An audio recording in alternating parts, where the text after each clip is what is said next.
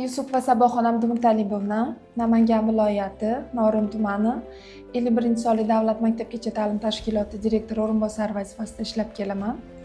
2026-yil Maktabgacha va maktab ta'limi vazirligi tomonidan an'anaga aylangan yilning eng yaxshi tarbiyachi kasbiy ko'rik tanlovining eng namunali direktor o'rinbosari nominatsiyasi bo'yicha respublika bosqichida ishtirok etdim va faxrli birinchi o'rinni egallab, eng namunali direktor o'rinbosari nominatsiyasi g'olibi sifatida e'tirof qilindim.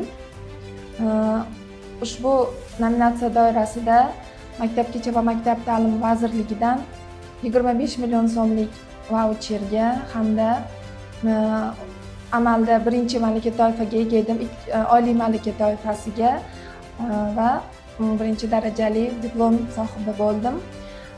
Buning uchun avvalo yurtboshimizga, Maktabgacha va maktab ta'limi vazirligiga, Namangan viloyat maktabgacha va maktab ta'limi boshqarmasiga, Norin tuman maktabgacha va maktab ta'limi bo'limiga, tuman hududiy hokimligimizga o'z minnatdorchiligimni bildiraman.